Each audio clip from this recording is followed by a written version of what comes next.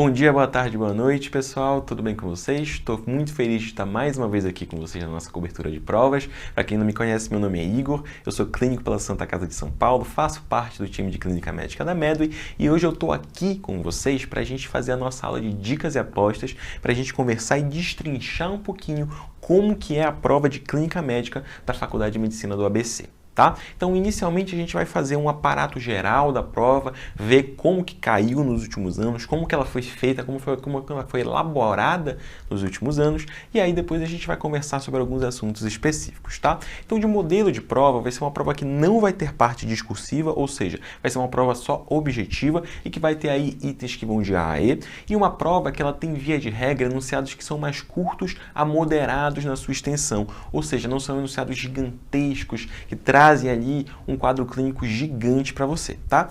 Consequentemente, o teu padrão de prova é um padrão que vai predominar ali questões de memorização. Coisa de 80% das questões são questões mais diretas, questões que vão te pedir conceitos, que vão te pedir ali para você ser mais curto e grosso, tá? Coisa de 20% ali das questões vai ser questão de raciocínio clínico, para não dizer que não tem raciocínio clínico, tem, mas a maior parte vai ser realmente de memorização, tá? A despeito disso, os enunciados, eles são enunciados que te trazem algum quadro clínico, mas eles te trazem esse quadro clínico muito mais para você trazer algum conceito ali daquela doença, alguma coisa que você tem que memorizar lá atrás, tá? Via de regra, ele te cobra diagnóstico, te cobra tratamento, como por exemplo, qual exame você pede, qual a hipótese diagnóstica, qual que é o tratamento que você faz, e como eu falei para vocês, tem muita questão que é conceitual. Consequentemente, a gente acaba tendo, não vou mentir para vocês, a gente acaba tendo muita questão que eu descreveria como de questão decoreba, tá? Quem gosta, quem não gosta, enfim, isso varia de pessoa para pessoa, tá?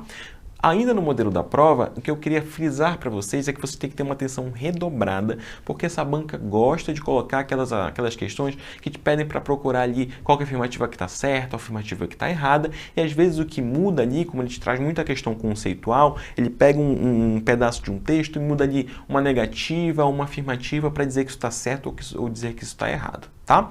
Via de regra, como a gente fala em muitas outras provas, dos enunciados que trazem um quadro clínico, eles vão ter dicas sutis para te induzir para o diagnóstico. Então, ler com muita atenção ali, o enunciado que eu já falei para vocês que não é muito grande. Se aparecer ali alguma coisa diferente, alguma epidemiologia diferente, pode ter certeza que isso aí vai ser o pulo do gato para você acertar a questão. E é uma prova também que, via de regra, tem pouquíssimas imagens, tá bom? Quando aparece alguma imagem, via de regra, é um eletrocardiograma para você dar o diagnóstico ali de um ataque à arritmia, de uma bradiarritmia, ou dar ali qual que é a conduta para esse ataque, para essa bradiarritmia, ou às vezes, uma vez ou outra, aparece alguma tomografia, tá? Além disso, outra coisa bem interessante é que a gente tem aqui cobranças similares dos mesmos temas, ou seja, vale a pena você estudar, coisa que eu vou mostrar para vocês daqui a pouquinho, alguns temas, assim, não na sua totalidade, mas especificamente o que eles gostam de te cobrar ano após ano, tá? Então a gente tem aqui valor de referência de diabetes, que já caiu, valor de referência para diagnóstico, valor de referência para a gente ter o paciente bem conduzido, nossas metas terapêuticas, características de líquido sinovial e artrite, por exemplo, outra coisa que já caiu, não uma vez, mas mais de, enfim, 2, 3 vezes, tá bom?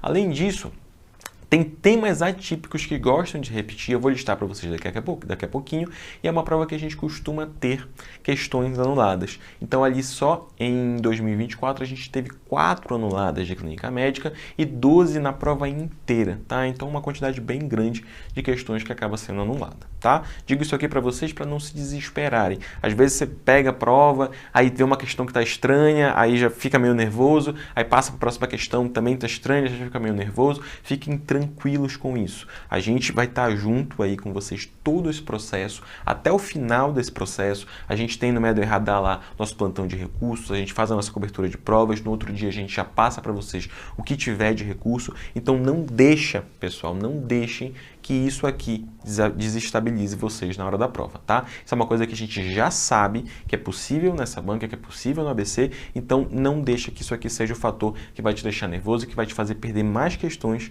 na hora da prova, no dia da prova, tá? Então, como dicas gerais, além de tudo isso que eu já falei para vocês, estudar as provas anteriores, tá bom? Obviamente isso cabe para todo mundo, mas principalmente os temas diferentões, porque tem algumas coisas aqui que gostam de cair todo ano e que não cai tanto em outras bancas. Então, por exemplo, afogamento é um tema que não cai em outros lugares. acidente por animal peçonhento, intoxicações, a gente tem bancas muito específicas que gostam de cobrar e essa aqui vai ser uma delas, tá bom? E além disso, é uma prova de tamanho mediano, como eu falei para vocês, uma prova que te cobra mais memorização, uma prova que é mais direta, então faz com calma, às vezes você pode até botar clínica médica, tendo em vista que tem aquela possibilidade de ter questão anulada, você pode até botar clínica médica no início, fazer ali um pouquinho mais rápido, para depois você ir bater cabeça eventualmente numa outra grande área que tem as questões maiores, as questões mais esdrúxulas, as questões que você tem ali que ficar um pouco mais de tempo matutando. Tá bom? Vamos falar agora então dos nossos assuntos. O primeiro que eu trouxe para vocês é justamente diabetes, tá? Eu quero frisar algumas coisas pontuais aqui para vocês. Então vamos falar aqui sobre complicações. Primeiro de tudo, quando que a gente rastreia a complicação no meu paciente diabético, tá? Vou pensar aqui no meu paciente diabético tipo 2 já ao diagnóstico. Lembra que é aquele paciente que ele já é diabético de longa data, ele ali está com 10 anos de evolução de doença no momento em que ele fez o diagnóstico. Tá? Então, 5, 10 anos de evolução, a gente faz esse rastreamento já no início porque ele já tem mais chances de ter ali uma retinopatia diabética, ele tem mais chances de ter uma nefropatia diabética, então ele já vai ter desde o início essa indicação, tá? Ao passo que o paciente com diabetes mellitus do tipo 1, ele vai ser um paciente que ele se apresenta para você muito mais cedo, tanto que a gente vê de regra não tem nem rastreio para fazer para o paciente diabético tipo 1, porque quando ele desenvolve a doença, ele já vai procurar o serviço de saúde porque ele fica rapidamente sintomático, às vezes ele abre até uma emergência hiperglicêmica, e esse é o motivo que vai te fazer diagnosticar esse paciente. Então, nesse paciente, para a gente começar a rastrear essas complicações microvasculares, a gente pode esperar aí 5 anos para fazer esse início, tá? Quais que são as complicações que a gente rastreia? Primeiro, retinopatia diabética, doença aqui oftalmológica relacionada ao diabetes. A gente vai ter aqui a retinopatia diabética não proliferativa e a proliferativa, essas divisões aqui entre leve, moderada, grave, e aqui principalmente também frisar para vocês que naqueles casos em que for ali uma retinopatia diabética proliferativa ou se a gente tiver uma não proliferativa muito grave, a gente vai ter a indicação de tratar com fotocoagulação, tá? E além disso, a gente vai rastrear esse paciente, não só nas indicações que eu falei para vocês, não só nesse momento, mas a gente fica rastreando ele anualmente, se for um quadro leve, fica fazendo essa reavaliação frequente e com uma frequência um pouquinho maior, às vezes 2, 3 vezes por ano, se for de moderado para frente. Tá bom? Esqueci de citar isso aqui para vocês, mas já cito aqui agora, tá? Em questão do rastreio das outras complicações microvasculares, a gente vai ter aqui, pelo menos uma vez por ano, esse rastreio da doença renal do diabetes. Quanto mais progressivamente ela for piorando, obviamente a gente vai diminuindo ali o intervalo entre os exames, um exame e outro. E a gente tem também para neuropatia diabética, um rastreamento que a gente vai fazer aqui com sensibilidade térmica e vibratória, que vai ser um rastreamento anual. Tá? E aí falando rapidamente também, não é esse o foco aqui do ABC, normalmente são aquelas questões mais conceituais sobre esses conceitos que eu falei para vocês aqui nesse primeiro quadro, mas comentando rapidamente aqui sobre complicações da neuropatia e da nefropatia diabética, a gente vai ter aqui como meio de rastreio justamente aquele score de comprometimento neuroplásico e a gente tem também que excluir outras causas de neuropatia para eu bater o martelo que a gente tem um paciente com neuropatia diabética, tá?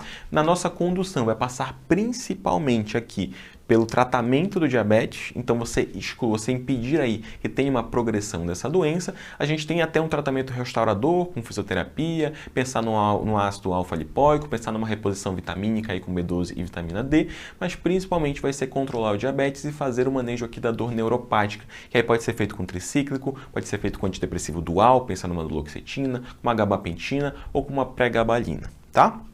Falando agora sobre a doença renal do diabetes, vai ser um rastreio ali que a gente vai fazer principalmente ali com a função renal, obviamente, mas principalmente dosando ali a albuminúria do teu paciente, quanto que está saindo de albumina na urina do teu paciente, seja numa urina de 24 horas, seja num spot urinário, tá bom? Não é esperado, pessoal, que a gente tenha ali uma diminuição muito rápida da nossa taxa de filtração glomerular. Lembra, isso aqui vai ser uma doença que ela vai se instalando no decorrer de anos, tá? Então não é esperado que isso evolua rapidamente. Se acontecer, a gente tem que pensar em diagnósticos diferenciais e para fechar o diagnóstico também eu vou ter que excluir outras causas de doença renal e também, como eu falei para vocês, aqui, que além de não ser esperado progredir muito rápido, também não é esperado que o paciente abra o quadro com síndrome nefrótica ou síndrome nefrítica, tá? Nosso tratamento vai ser justamente aqui o tratamento do diabetes, então eu vou pensar na metformina, vou pensar aqui no inibidor do SGLT2, vou pensar também aqui num IECA e num BRA, pensando principalmente que essa aqui vai ser uma causa aqui de doença renal, que vai ter essa lesão renal por mecanismo proteinúrico. Então eu vou usar antiproteinúricos para tratar o meu paciente, o que está em alta principalmente, além do uso clássico de IECA e BRA, é justamente o uso dos inibidores do SGLT2 em conjunto. Tá? Outro ponto importante do diabetes é essa tabelinha, tá? E aqui eu faço uma ressalva para vocês. Já teve questão do ABC no passado, que a gente entrou com recurso, já teve questão que a gente bateu cabeça, porque às vezes ele quer te pedir ali um valor de referência, ele quer te pedir ali uma meta terapêutica e ele não deixa muito bem explicitado para que paciente está falando, ele usa alguns valores estranhos, mas enfim, o que eu tenho que trazer para vocês é o que está na nossa diretriz da Sociedade Brasileira de Diabetes, que inclusive aqui foi atualizada em 2024, mas fica essa ressalva. Tá? Isso aqui é o correto, mas tem que ter toda aquela minúcia da interpretação do enunciado da questão na hora que você estiver fazendo a prova, tá? Então, para a gente fazer ali o diagnóstico do diabetes, o que é que tem de novo? A gente já sabe aí desde muito tempo atrás que o nosso paciente ele tem aquela glicemia de jejum acima de 126, que ele tem aquele TOTG depois de 2 horas acima de 200, que ele tem aquela hemoglobina glicada acima de 6,5, mas a mudança recente que a gente teve, principalmente no rastreio, foi essa inclusão aqui do TOTG após 1 hora, para a gente dizer aqui que se estiver acima de 209,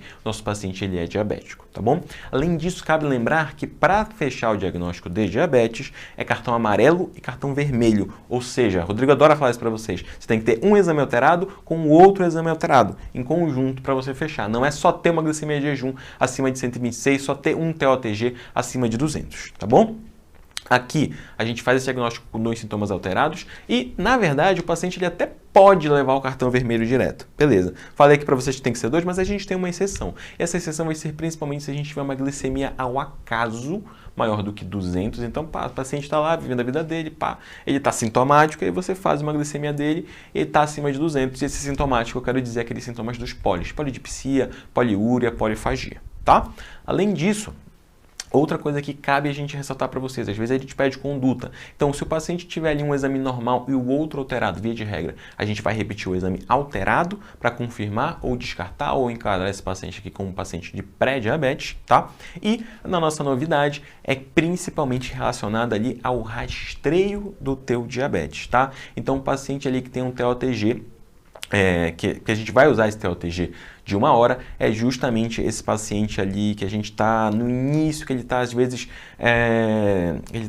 com um quadro meio inespecífico e ele entra ali como o meu primeiro exame para a gente fazer o nosso diagnóstico, porque ele vai ser mais sensível do que o de 2 horas e, consequentemente, ele vai ser muito útil no rastreio, tá? Outra coisa que já caiu para vocês no ABC são essas metas terapêuticas, tá? E aqui, novamente, eu não vou ficar me debruçando aqui, assim, de falar e ler essa tabela inteira para vocês. Printa isso aqui, dá uma revisada antes, porque não foram 2 questões que cobraram isso aqui para vocês. E o que eu ressalto, galera, é que a gente vai ter metas aqui de hemoglobina glicada, a gente vai ter metas de glicemia de jejum, a gente vai ter metas de glicemia pós-prandial que vão variar a depender se eu vou ter aqui um paciente adulto sem outras comorbidades grandes, se eu vou ter um paciente idoso, mas um idoso fit, um idoso sem grandes comorbidades, ou se eu vou ter aqui um idoso comprometido, um idoso frágil, ou se eu vou ter um idoso muito comprometido, tá? Então, cabe lembrar isso aqui, porque às vezes a diferença da alternativa certa para errada é justamente o que ele te dá de comorbidades do teu paciente. Ele te fala que é um paciente acamado, ele te fala que é um paciente, sei lá, pratica atividade física regularmente e não tem nenhum sintoma. Então, essa vai ser a grande diferença para vocês focarem e dar uma olhada nessa tabela um dia antes da prova, tá?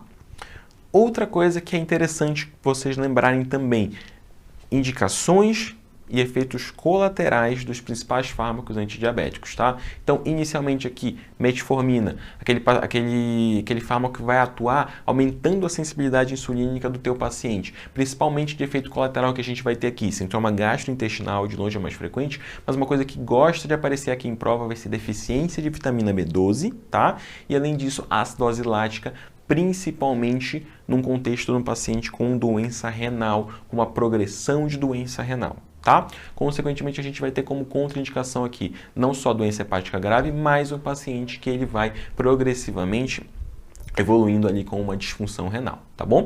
A gente pode deixar até 1 grama dia, se for uma taxa de filtração glomerular menor do que 45, ele já vai ser contraindicado, ela já vai ser contraindicada abaixo de 30 de taxa de filtração glomerular. Via de regra, todo paciente, em algum momento com diabetes, ele acaba usando metformina, tá? Segundo aqui, os inibidores do SGLT2, as glifosinas, estão muito em alta, que vão inibir aqui a minha reabsorção de glicose no tubo do contorcido proximal. A gente vai ter como efeito colateral aqui uma diminuição da PA, ele tem um efeito diurético, né? A gente tem como vantagem também que ele vai ter uma atuação na IC, então o paciente tem IC-FE, a gente já vai pensar em usar isso aí como adjuvante no tratamento dele, a gente tem uma perda de peso e uma diminuição no teu risco cardiovascular, tá? Como principais efeitos colaterais, a gente vai ter ali um aumento na taxa de infecções de trato urinário. Pensa, você está urinando glicose, a chance de você ter ali uma ITU, principalmente pensando numa ITU fúngica, vai ser muito maior. E a gente tem uma chance aqui também de desenvolver cetoacidose diabética euglicêmica. Aquele paciente que ele vai ter acidose, ele vai ter lá cetonúria, ele vai ter cetonemia positivos, mas você vai ver a glicemia dele, é uma glicemia que está mais para o normal, está menor ali do que 250, pensando em fazer o diagnóstico de uma cetoacidose, tá? Além disso, a gente tem relatos ali, alguns, enfim, estudos que depois, assim, em outros nem se foi confirmado, mas isso ainda é citado na maior parte da literatura, um aumento de chance de amputação, e aí pensando especificamente na canaglifosina, e a gente tem também relato de hipopara, tá? Não vai ser o mais frequente aparecer na prova de vocês, mas eu trago aqui só para vocês terem ouvido falar em algum momento, tá bom? Para iniciar o nosso tratamento com o inibidor do SGLT2, aí a gente pode ter uma contraindicação relacionada à função renal, tá? Isso aqui vai variar a depender de qual glifosina você está falando, se é cana, se é DAPA ou se é empaglifosina, mas o que eu trago para vocês aqui de conceito é que se baixar durante o tratamento do paciente com glifosina para menor do que isso aqui, você não precisa suspender o fármaco. Isso aqui é para iniciar o tratamento do teu paciente, tá?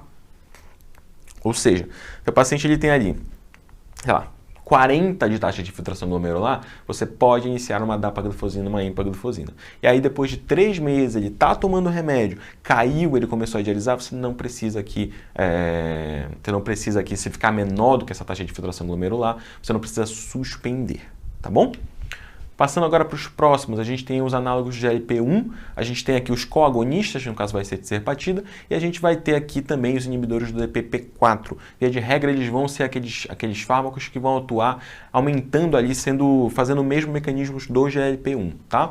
Via de regra, a gente vai ter aqui como vantagem para eles a perda de peso, a gente vai ter aqui como efeito colateral ali para todo mundo já uma questão assim que é até relacionada com o mecanismo de ação dele, que vai ser justamente os efeitos colaterais gastrointestinais. Dá uma gastroparesia, diminui esse esvaziamento gástrico, então o paciente ele pode ter náusea, ele pode, às vezes ele até perde peso, porque o mecanismo de ação do remédio é você sentir menos apetite, você ficar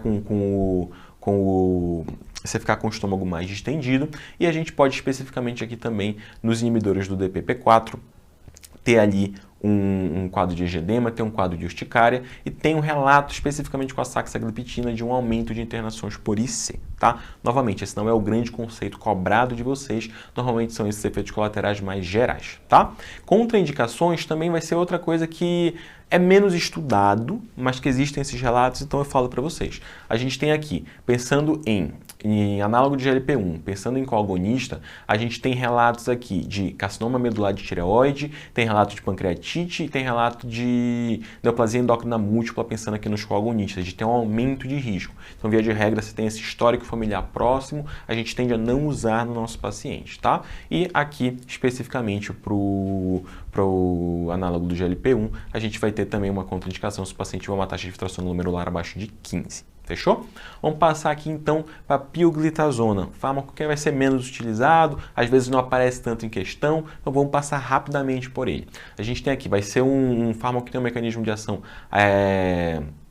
que vai atuar principalmente em adipócitos, e a gente vai ter aqui como sim, vantagens e efeitos colaterais, principalmente que esse paciente ele vai ter uma retenção hídrica. Ou seja, o que é que costuma ser cobrado de vocês nesse contexto? Dizer que esse paciente aqui não pode iniciar o tratamento com pioglitazona se ele tiver uma IC grave, se ele tiver aí um NIRA 3, um NIRA 4, se ele tiver, sei lá, agudamente descompensado da IC. Tá bom? Outra coisa, tem um aumento de fraturas, pensando no paciente mais idoso, e tem uma diminuição de gordura hepática. Então é uma vantagem a gente usar naquele paciente com uma doença hepática gordurosa, relacionada ali à obesidade, à síndrome metabólica e que também é diabético. Tá? Então, como contraindicação, a gente tem aquele paciente, novamente, que ele tem essa insuficiência cardíaca, NIRA 3 e NIRA 4, e o paciente que tem algum grau de insuficiência hepática. Tá? As sulfonilureias, que cada vez estão sendo menos utilizadas, que são justamente os secretagogos de insulina, a gente vai ter aqui como principal desvantagem aquele paciente que tem uma hipoglicemia, aquele paciente ali que é obeso, porque ele vai ter cursar com aumento de peso, tá? Então o principal efeito colateral que pode ser cobrado em prova de vocês é justamente a hipoglicemia causada pelas sulfonilureias, tá? Como contraindicação, a gente vai ter insuficiência hepática, insuficiência renal, e principalmente se o paciente ele já tem uma deficiência grave de insulina, não faz sentido eu dar sulfonilureia para ele. Tá? A gente acaba dando sulfonilureia no contexto até prático, muito mais quando tem uma questão monetária envolvida, eu não consigo dar esses outros fármacos que são mais modernos, tá? E por último, a gente tem ali a carbose, também progressivamente menos utilizada, mas que atua retardando a absorção de glicose e de principal efeito colateral são sintomas gastrointestinais ali, pode dar até pneumatose intestinal, mas o principal são esses sintomas gastrointestinais relacionados ali a você ter carboidrato presente durante muito tempo no trato digestivo do teu paciente. Fechou?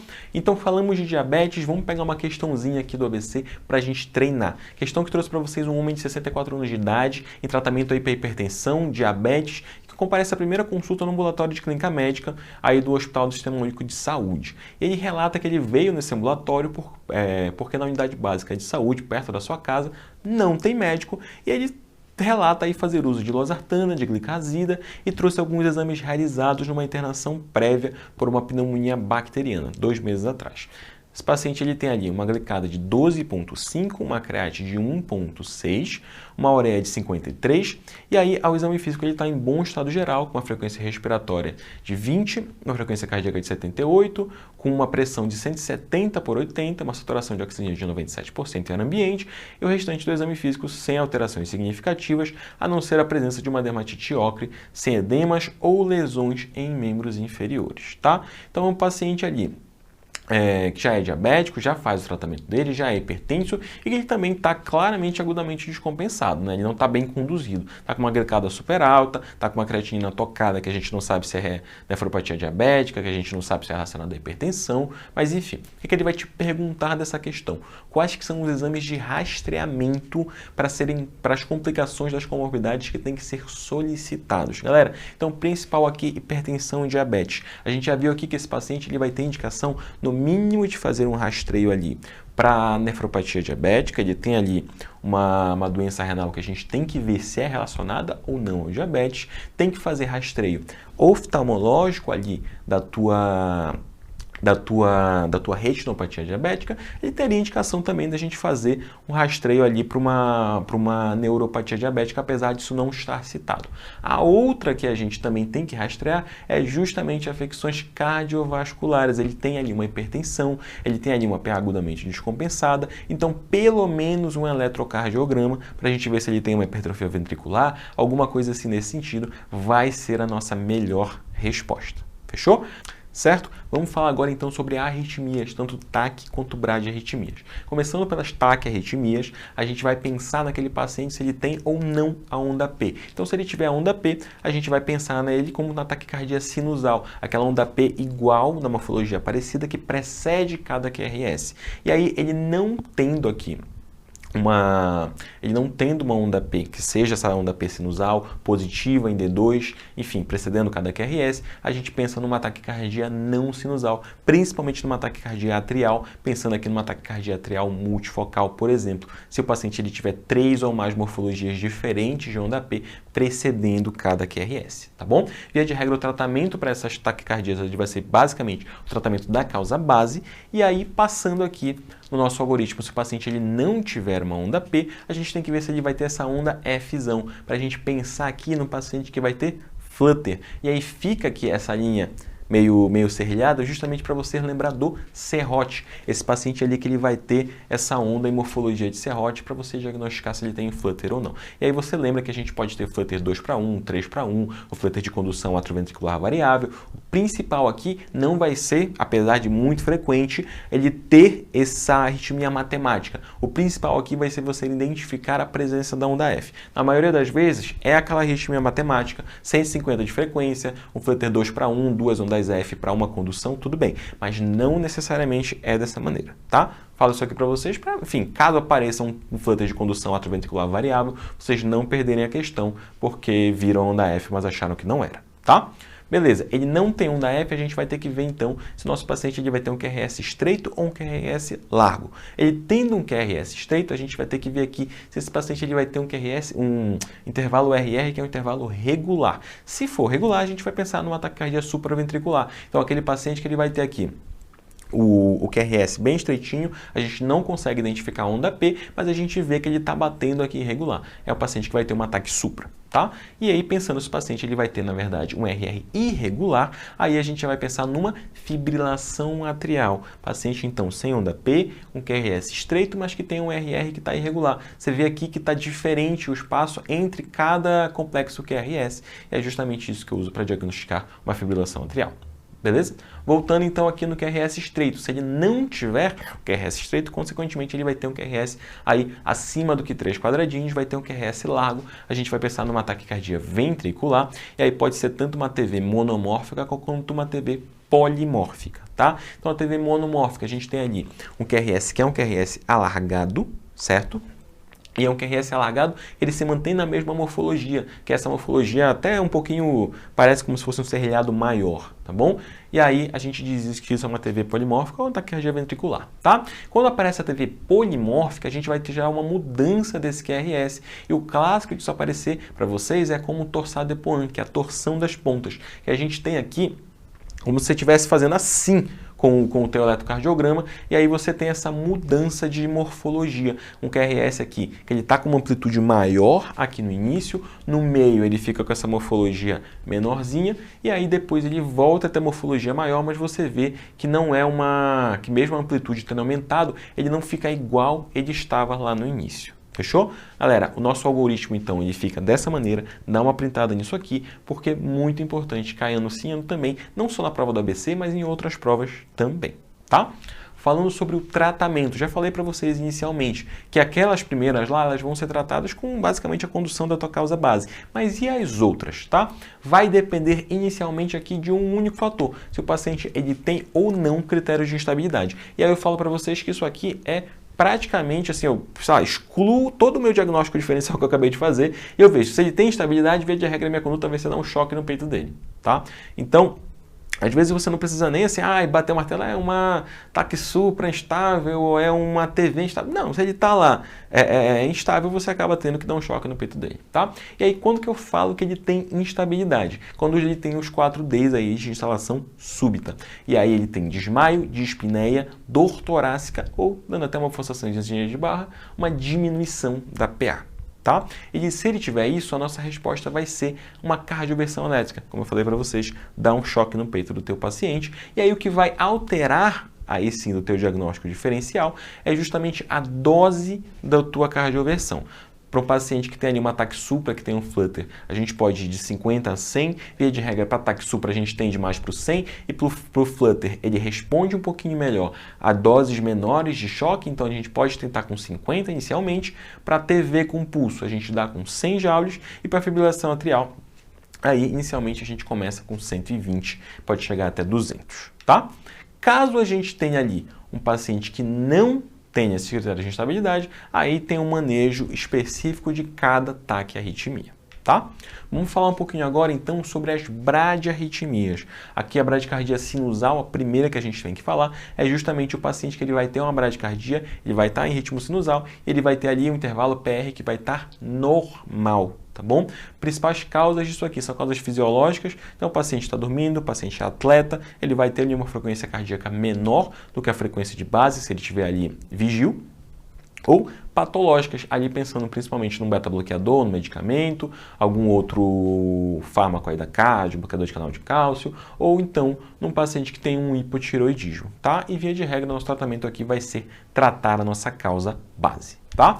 Progredindo então aqui, para a gente falar agora sim sobre os bloqueios atrioventriculares, a gente vai ter ali bloqueios atrioventriculares que a gente fala que são bloqueios benignos ou bloqueios suprarricianos, e a gente tem bloqueios atrioventriculares que são bloqueios malignos ou infrarricianos, tá? Você basicamente bloqueios que estão relacionados com a doença acima ou abaixo desse feixe de His, e a grande diferença de um para o outro é se ele responde ou não à atropina. Tá? Então, nos bloqueios benignos, a gente vai pensar no bloqueio atrioventricular de primeiro grau e a gente vai pensar no bloqueio atrioventricular de segundo grau, MOBITS 1. Tá? Como eu falei para vocês, esses bloqueios eles vão responder bem à atropina. E aí, pensando naqueles bloqueios que vão estar abaixo do teu feixe de His, que vão ser aqueles malignos, a gente já vai pensar progressivamente aqui no segundo grau, MOBITS 2, a gente vai pensar no segundo grau 2:1, que é meio como se fosse um intermediário aí entre um BAVT e um MOBITS 2, tá? Que a gente pode ter ali um paciente que ele tanto evolui de maneira maligna, quanto ele fica um pouquinho mais estável, mas enfim, de qualquer jeito a gente classifica ele como infrarriciano, e a gente tem o BAVT avançado, o BAV avançado e tem o BAVT, tá? Via de regra, como eu falei para vocês, esses pacientes eles não vão responder à atropina, e aí a nossa conduta para eles, via de regra, vai ser ou um marcapasso, ou uma epinefrina ou uma dopamina como drogas vasoativas em infusão contínua, tá? Eu trago para vocês aqui essa ressalva, que é uma ressalva que curiosamente já foi cobrada na prova do ABC e já foi cobrada das duas maneiras. Já caiu eletro para você dizer que tinha que passar marca-passo, que era aqui um desses BAVs malignos, e já caiu eletro de BAV maligno para você dizer para fazer atropina.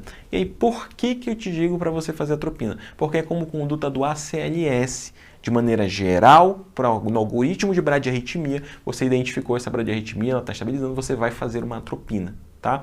Mesmo que a gente já tenha visto no eletro do teu paciente, ouvi bem, mesmo que a gente já tenha visto no eletro do teu paciente, que ele tem um desses BAVs que a gente sabe que não responde à atropina. Pelo algoritmo do ACLS, você acaba fazendo a atropina e depois disso que você evolui para passar marca-passo, para fazer a adrenalina ou para fazer a dopamina, tá? Já caiu na prova do ABC, tanto de um lado, para você fazer direto para essas medidas aqui, do marca-passo, adrena e dopa, e já caiu também para você fazer a atropina nesse paciente, tá? Então fica esperto que você vai ter que fazer uma análise minuciosa ali da tua questão, ver o que ele vai te cobrar.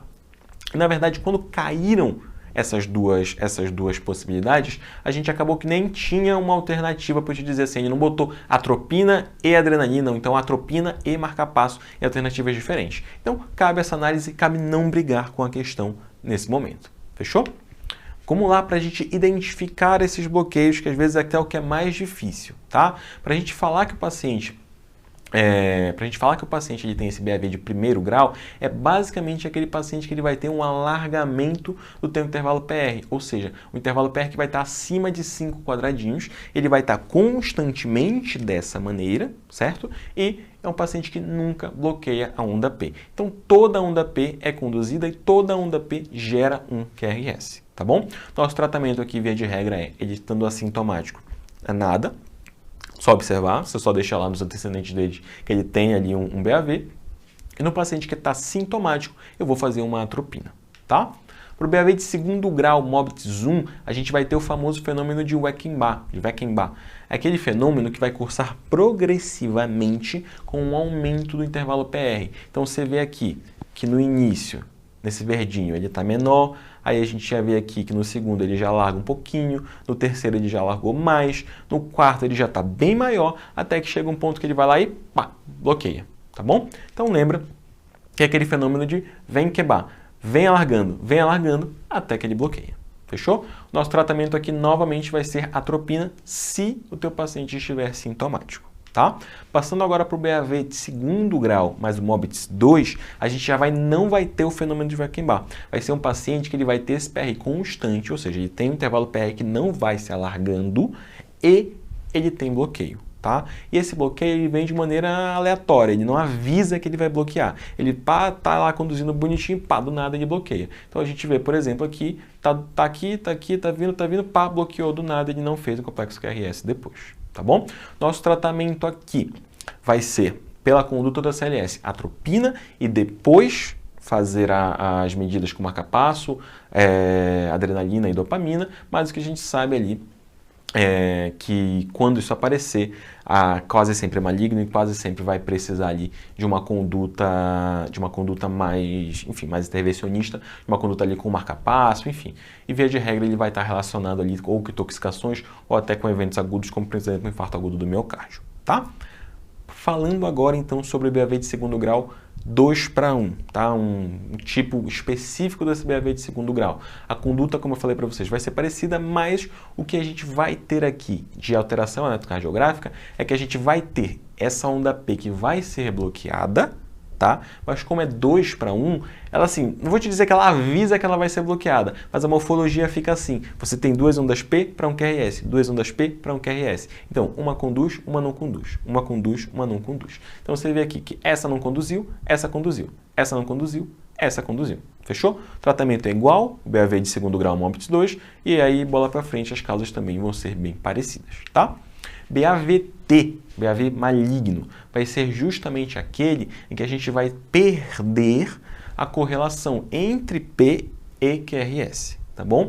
Então, nesse BAV de segundo grau, tem essa dissociação completa, e aí você vai enxergar no teu eletro ondas P, e você vai enxergar nesse teu eletro complexos de QRS também. E às vezes ele até aparece, como está aparecendo para você aqui, que parece que tem assim até uma condução, mas o principal para você não deixar esse diagnóstico passar, é justamente contar a frequência cardíaca de cada um deles. Eu gosto muito dessa tática, me ajuda bastante. Então você conta aqui qual que está a frequência dos complexos QRS, que vai ser justamente essa linha verdinha, que está aqui em cima, e conta aqui qual que é a frequência das ondas P, que é essa linha azulzinha. E aí você vai ver que, na verdade, não é que essa onda P, esse QRS está conduzindo porque ele veio depois dessa onda P. Não, é só que nesse momento aqui calhou da frequência estar parecida, tá? Na verdade, essas ondas P, elas estão vindo aqui numa frequência fixa, enquanto que os complexos de QRS eles estão vindo em outra frequência fixa, completamente dissociada, tá? A presença também de onda P, por exemplo, que cai no meio do complexo QRS, que cai ali em cima da onda T, é outra coisa que te fala muito a favor de ser um BAVT. Então, por exemplo, aqui você vê que tem uma mudança aqui da morfologia da onda T, justamente porque se a gente for contar a frequência certinho, a próxima onda P caiu dentro da onda T, e aí mudou essa morfologia, justamente porque você vai ter ali um BAVT, tá? Certo? Então vamos lá para a nossa segunda questão da aula. A gente vai ter uma mulher de 63 anos de idade, admitida ali na sala de emergência, com quadro de confusão mental, letargia 2 horas, e que relatou também um episódio de tontura ao se levantar da cama. Previamente independente para atividades básicas e instrumentais de vida diária, com diagnóstico ali de uma hipertensão arterial sistêmica ali há 10 anos e um infarto agudo do miocárdio há 3 anos. Ela faz uso de olodipina, 10 mg por dia, e uma AS, 100 mg por dia, e uma atorvastatina, 40 mg por dia. E ao exame clínico, ela está com uma abertura ocular ao chamado, uma resposta verbal confusa, uma obediência ali aos comandos, uma frequência cardíaca de 38 batimentos por minuto, bem diminuída, e uma pressão arterial de 92/66. Então, você tem uma paciente ali que está bradicárdica, que está hipotensa, então, a princípio, uma paciente que ela vai ter uma arritmia ali, que uma arritmia considerada instável, ou no mínimo, uma arritmia sintomática, que esses sintomas parecem ser decorrentes da bradicardia, tá? Frequência respiratória de 20, uma saturação de 96, sem nenhuma outra alteração, e aí foi obtido um eletrocardiograma de 12 derivações, que é justamente esse aqui para vocês, que mostra pra gente um bloqueio aqui 2:1. Então você vê que tem um aqui, um aqui, um aqui e um aqui. Ou seja, um bloqueio ventricular aí, pelo menos um MOBITS 2 para frente, tá? E ele vai te perguntar qual que vai ser a tua conduta correta, que vai ser letra A, noradrenalina 1 micrograma quilo minuto, letra B, dopamina 1 micrograma quilo minuto, ou letra C, adrenalina 1 miligrama administrada por via intravenosa, ou letra D, atropina 1 miligrama por via intravenosa em bolos. Galera, qual que é o pulo do gato aqui? É você saber que essas doses de dopamina e de adrenalina, elas estão erradas, tá? A noradrenalina a gente nem pensa porque ela não vai ser droga que a gente vai usar na condução do paciente com uma bradiarritmia. Mas a dopamina a gente tem que usar pelo menos ali 5 microgramas até 20 microgramas quilo minuto, pensando num paciente com uma bradicardia instável. A adrenalina também não vai ser feita em bolos, ela vai ser feita justamente em infusão contínua. Essa dose de 1 mg aqui para fazer em bolos é a dose de PCR, não é a dose que a gente usa para condução de taquiarritmia, tá? E aí vai sobrar justamente aquilo que eu falei para vocês, que na condução do ACLS, não interessa se eu já vi que é um bloqueio infrarriciano, na condução do meu ACLS, eu vou dizer que a primeira conduta vai ser dar atropina para o meu paciente, tá bom? Então a resposta certa era justamente a letra D de dado. Tá? Vamos conversar um pouquinho agora sobre doenças hepáticas, passando aqui sobre hepatites, outro assunto que vira e mexe ali está caindo uma questão mais conceitual na prova do ABC, tá? O que eu trouxe para vocês aqui é o perfil aqui sorológico do teu paciente com hepatite B. Não é incomum isso aparecer em prova para vocês. Ah, o paciente ele é suscetível, o paciente ele é imune, o paciente já teve e curou, o paciente tem doença ativa. Para você saber qual que vai ser ali, baseado no perfil de anticorpos dele, qual que vai ser o diagnóstico, tá? Então o paciente que ele é suscetível, ele vai ter ali HBsAg, que é ali o da superfície, ele vai ter os anticorpos contra o core viral, o que vai ser o anti-HBC IgM e o anti-HBC total, que tem o IgM e o IgG negativos, ele vai ter também o anti-HBs negativo, ou seja, ele nunca entrou em contato com esse vírus, tá? Ao passo que o paciente que ele é imune pela vacina, a gente já vai ter todos negativos, exceto o anti-HBs, que vai ser um anti-HBs que vai vir positivo, que é o que marca que esse paciente ele foi vacinado. Tá? Pensando num paciente aqui, que é um paciente que ele é imune, mas ele é imune após a infecção, a gente vai pensar num paciente ali, que ele, beleza, tem um HBsAg negativo, ele não tem doença ativa, ele tem um anti-HBC IgM negativo, ele não teve essa doença recentemente, mas que ele tem produção de IgG, então, consequentemente, ele vai ter um anti-HBC total positivo e ele vai ter também um anti-HBs positivo, igual ao paciente que foi imunizado pela vacina, ele vai produzir os dois anticorpos, tá? E por penúltimo, a gente vai ter ali o paciente que tem uma hepatite B crônica, o paciente que vai ter ali um anti-HBsAg positivo, ou seja, ele tem o vírus no sistema, no corpo dele, mas ele tem também aqui um anti-HBC total positivo, mostrando ali que não é uma infecção mais aguda, tá? Diferentemente do paciente que tem uma hepatite B aguda, que vai ser o paciente que vai ter ali um HBsAg positivo e o paciente que vai ter também um anti-HBC IgM positivo, tá bom? E, então, cabe lembrar para vocês aqui essas situações, que são as situações que a gente vai ter ali, quais que são os momentos que a gente vai positivar cada um desses anticorpos, tá? Faz uma pausa aqui, printa isso aqui e grava, dá uma revisada um dia antes da prova, tá? Trouxe para vocês aqui então uma tabelinha bem legal que ela traz as principais características de cada tipo de hepatite. Então vamos pensar em hepatite alcoólica. O que é que vai me fazer pensar que esse paciente tem uma hepatite alcoólica? Uma elevação desproporcional aqui maior a AST do que a ALT. Lembra, normalmente a gente vai pensar que é o contrário, é mais específica para o fígado, é justamente a ALT. E essa elevação aí ela é na casa de 2:1, ou seja, 2 vezes a AST em relação à ALT. Tá? A gente tem também um aumento de gama-GT nesses pacientes que são cronicamente alcoolistas e a gente tem muitas vezes uma reação leucemoide, se for realmente uma hepatite alcoólica aguda mais intensa. Tá? E para o tratamento, que é um tratamento que a gente faz com prednisolona, a gente vai ter um score de Maddrey, não vou botar para vocês aqui a calculadora dele, porque é uma coisa que a gente fez de regra, não vai fazer na mão, mas ele pode citar para você que tem um Maddrey maior aí do que 32, que vai te indicar para você iniciar o tratamento desse paciente com corticoide, tá? Pensando agora em hepatite autoimune, a gente vai ter dois tipos principais, hepatite autoimune tipo 1 e do tipo 2. O tipo 1, principalmente ali em mulher jovem, e a gente vai ter como positivo o teu antimúsculo liso, tá? Esse é o anticorpo da hepatite autoimune do tipo 1, tá? E muitas vezes a gente pode ter um FAM positivo também, tá? Tipo 2, a gente já vai ter uma mudança do anticorpo. A epidemiologia não vai ser tão bem delimitada, não vai ser mulher jovem, homem de meia idade, já vai ser um pouquinho mais livre e o anticorpo que a gente vai ter vai ser justamente o LKM1, mas pode também ser o anticitosol hepático 1, tá? O tratamento aqui, via de regra, não vou, minuciar ele com vocês, porque não é isso que é cobrado, mas é um tratamento que passa por corticoterapia, inicialmente, e a longo prazo esse paciente vai utilizar imunossupressor, tá?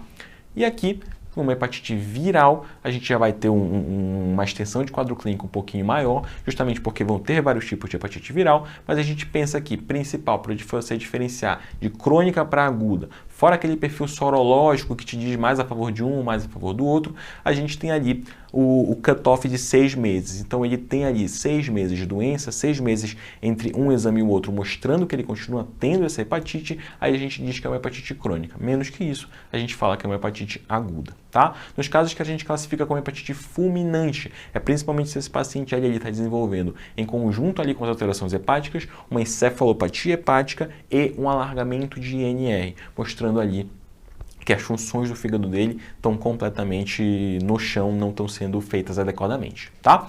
De complicações, a gente vai ter complicações específicas para cada tipo, tá? Então, hepatite A pode fazer colestase, hepatite B vai ser a que mais vai fulminar dentre as hepatites virais e tanto a B quanto a C vão ter um risco de cronificação, ou seja, a única que não vai cronificar vai ser justamente a tipo A, tá? Além disso, a gente tem, via de regra, nos exames do teu paciente, vai ser uma das causas ali de elevação de transaminases muito elevada, tá? Assim, de elevação lá na casa do caramba. Então tem 1.000, tem 2.000, tem 3.000 de transaminases. É hepatite viral, hepatite isquêmica, por exemplo, ou então, às vezes, hepatite, sei lá, medicamentosa, se for uma hepatite muito fulminante, tá? E de regra aqui, hepatite autoimune, hepatite alcoólica, muitas vezes não faz essa elevação tão importante, tá? Aqui, pensando no teu diagnóstico, sorológico e pensando também nas doenças que vão estar associadas, tá? Então, a hepatite A, a gente faz o diagnóstico pelo HAV IgM, para dizer que o paciente tem doença aguda. A hepatite B, a gente faz todo aquele quadro que eu acabei de mostrar para vocês, mas ela pode estar associada com outras doenças. Então, você pensa em PAN, poliarterite nodosa, você pensa em glomerulonefrite membranosa, você pensa em doença de Gianotti-Crost e outra coisa específica aqui é que ela pode fazer hepatocarcinoma, ela pode fazer CHC sem passar pelo estágio de cirrose. Normalmente a hepatite C, quando ela faz esse hepatocarcinoma, ela tem toda essa sequência lógica. Então tem hepatite C, o paciente fica cirrótico por vírus C, e aí depois de um tempo ele desenvolve o hepatocarcinoma, coisa que não necessariamente acontece quando o paciente tem o HBV. Tá? Agora, já no vírus C, a gente já vai ter um diagnóstico pelo anti-HCV e a gente pode fazer aqui a carga viral do teu paciente, seja carga viral qualitativa, seja quantitativa, para confirmar o teu diagnóstico, tá? Vai estar associado ali com crioglobulinemia, vai estar associado com glomerulonefrite mesangiocapilar, está associado com linfoma de células B, com líquido plano e com porfiria também. Tá?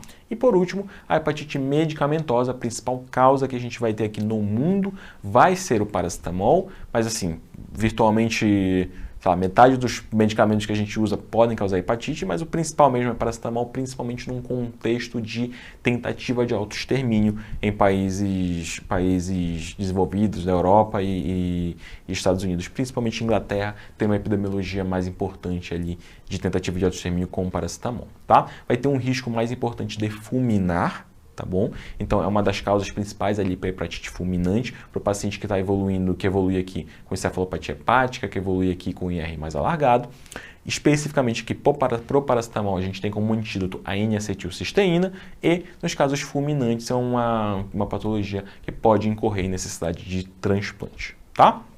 Questão 3 aqui, considerando os quadros de hepatite, ele te pede para assinar a alternativa correta. Letra A, taxas de anticorpo antinuclear e antimúsculo liso, em geral, são menores do que 1/20 nos casos de hepatite autoimune? Não, né, galera? A gente viu aqui ainda agora que esses anticorpos aqui, eles são os seus mais frequentes na hepatite autoimune, então eles vão estar mais aumentados. Letra B, a hepatite alcoólica aguda frequentemente cursa com a elevação de AST menor do que 500 e relação de AST sobre ALT maior do que 2? Parece bom, vou guardar isso aqui. Letra C. Nas hepatites virais agudas, em geral, o aumento das transaminases é proporcional da fosfatase alcalina e gama-GT? Não, aumenta muito mais transaminases do que canaliculares. Justamente, é uma hepatite, não vai ser uma doença canalicular. Letra D. O aumento progressivo dos níveis séricos de ceruloplasmina é o principal responsável pelo desenvolvimento da doença de Wilson, não é o aumento de ceruloplasmina. Essa é uma doença relacionada com o cobre. Você até dosa ceruloplasmina, mas não vai ser aqui o principal mecanismo fisiopatológico da doença. Letra E. As hepatites medicamentosas ocupam o segundo lugar na ocorrência de hepatite fulminante em todo o mundo, sendo o paracetamol a sua principal causa. Galera, essa aqui já vai ser uma parte um pouquinho mais epidemiológica. Como ele falou aqui, no mundo, isso aqui vai estar errado. Mas, se a gente fosse falar assim em algum país específico, países desenvolvidos, países subdesenvolvidos, isso poderia mudar, tá bom? Por causa disso, ele trouxe como resposta pra gente aqui a letra B de bola, que falou que a hepatite alcoólica aguda frequentemente cursa com elevação de AST menor do que 500 e uma relação ali de AST sobre LT maior do que 2, tá bom? Novamente, isso aqui até caberia um questionamento, mas questão polêmica, como eu falei para vocês, acontece às vezes na FMABC, já disse para vocês, não se destabilizem com esse tipo de questão, mas a depender do local que ele falasse, isso aqui poderia estar correto também, mas foi considerado errado. Fechou? Galera, era isso que eu queria falar para vocês. Beijo no coração, espero que vocês vão muito bem na prova, a gente vai estar junto para fazer live de correção, a gente vai estar junto aí para fazer recurso, então fica com a gente, fica ligado lá no Médio Radar, que até o final a gente vai estar com vocês. Até a próxima!